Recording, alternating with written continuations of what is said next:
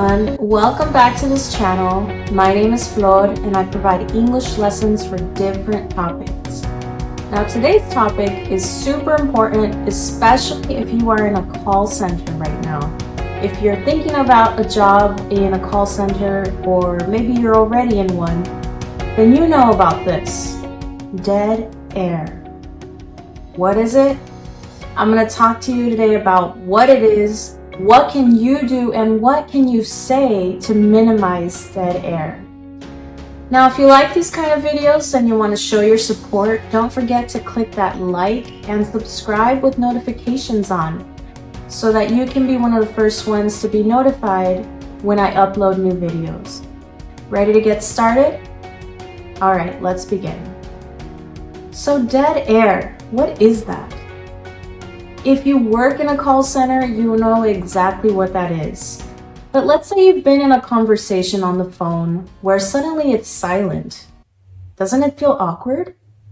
Now, as a caller who's called into a center, it's oftentimes frustrating because they'll say, "Please hold." And then I'm wondering, how long is this going to take? Are they even doing what they said they would? Did they forget about me? Now, as a caller, I might even say, "Hello, are you still there? What's going on?" It can be really frustrating for the caller. So if you're working in a call center, it's really important that you know what to say in order to minimize that frustration. Now, if you're working in a call center, you know that you never really know when this is going to happen. It can happen for different reasons. For example, you're actually filling out an online form and you're just having a moment of silence there, but the customer doesn't realize what you're doing. They're going to think of it as dead air. It's going to be awkward. So you have to be able to know what to say in that moment. Or say, for example, you've already filled something out, but you're just waiting for something to process. We don't really know if the system is going to be acting slow that day, or not sure, but that can take a while. So what do you say? The first thing you can do, if you're able to, is to actually put them on hold. But it's not putting them on hold that's an issue. It's how you do it. One of the first things you need to do is let them know why you want to put them on hold. Tell them about for how long it's going to be. And above everything else, ask them for their permission if you can put them on hold. If you say this correctly, in most cases, they will not have an issue putting them on hold. So one way you can say it is like this: "In order for me to help you better, would you mind if I put you on a brief hold so that I can look up your information?" I use the word brief because I'm not sure if it's going to take 1 or 2 minutes. But keep in mind that brief usually is around that time. If it's going to take longer, try to tell them the estimate amount of time that it's going to take. Another way to say this is this, for example: "I'm going to review your notes on your claim. Is it all right if I put you on a brief hold while I review it?" Usually they will say yes, and then you'll have that moment to put them on hold. Again, I'm using the word brief, and I'm assuming that brief means 1 to 2 minutes. If it takes longer than that, then tell them the estimate amount of time that it will take. Another way to ask them for permission is using the word could. Here's an example. "Could you wait a few moments on hold while I briefly call technical support?" Could you wait a few moments on hold while I briefly, and then you tell them what you're going to do. Here's another way to say that you want to put them on hold. "Can I keep the call on hold for a moment while I retrieve your information?" For a moment is also either 1 minute, 2 minutes at the most, but it's kind of like the word brief. Again, in most cases, if you ask them for permission and you tell them why and you give them an estimate amount of time, they're more than likely going to say yes, that's fine. You don't want to say these things and then take 10 minutes or 20 minutes, and God forbid longer, because it is frustrating when you don't get that person to do what they said they would do and at the time given. If it's going to take longer, then you would go back to the call and let them know, I apologize for the delay. I am still retrieving this information. It's going to take a few more moments. Hopefully you've gathered that there are different ways to say, can I put you on hold, but to do it in a way that's correct.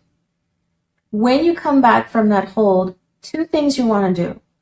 You want to thank them, the fact that they've been very patient. You want to say, thank you so much for your patience. And you want to apologize as well, especially if the hold took longer than expected. So let me combine those two. You could say, thank you so much for your patience. Again, I apologize for the delay. Another way you can say this is, thank you so much for holding. I'm sorry to have kept you waiting. That shows the sincerity, and you're acknowledging that they've had to be patient. You're acknowledging that they've had to wait. And more than likely, that's going to carry through into a much more pleasant conversation for the rest of the call. So let's say for whatever reason, you are not able to put the caller on hold. Then what do you say? You just deal with the dead air? There are a few things that you can do to minimize that dead air. One of the next big tips for you is, if you can't put a person on hold, then narrate what you're doing. In other words, tell them step by step what you're doing as you're doing it. This is going to help the caller feel like you care about what they want, and it's going to show. It's going to help them stay patient as you do the things that you're supposed to do on your end. Here are some examples of things you could say in order to tell them what you're doing or narrating. Okay, give me a moment here. I'm just pulling up your ticket. Another way to say this is, all right, well, I'm pulling up your form right now. It's asking me to fill out this information. And of course, you can be more specific with them and read line by line the information. And you're telling them what you're writing or what you're typing in. You could say, I'm filling out the details. And as you fill them in, when you're finished, you can tell them, does this sound correct? Or another way to say that is, does this all sound correct? If it does, this way you confirm with the caller that the information is correct, and you tell them, all right, I'm clicking submit. When you take them through that whole process, believe it or not, the caller really appreciates it. It makes sure that you're doing all the things, all the necessary steps that you need to take, and you're making sure you're confirming with them that those steps and the details you're putting in are correct. They appreciate this so much. Now, in that process that you're filling out, of course, you're going to have to click submit. You're going to have to turn in that form and just wait for processing. Let's say it takes a little bit longer. This is where you can say, I apologize, the system is a little bit slow today. We're just waiting for it to process. When you add that apology, you're actually bringing in that empathy of we're both in the situation, and you're kind of humanizing the situation as well, because people know how technology can sometimes be a hassle. And of course, you can add the transparency when you say, I apologize, the system sometimes takes longer to retrieve the information. And add the thank you so much for your patience. The last and final tip really depends on how the conversation has been going, and let's say you're just waiting for processing time. If your caller is not irritated, you kind of feel like they can hear you and give information about any upcoming promotions or incentives that your company provides, that would be a really good time to take a moment and explain that to them.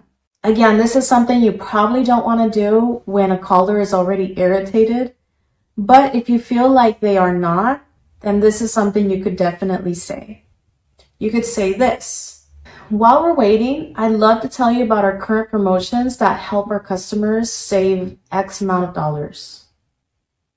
This is your time to kind of upsell some products or promotions and let them know, hey, I can help you out with some of these other current promotions and deals that we have going on.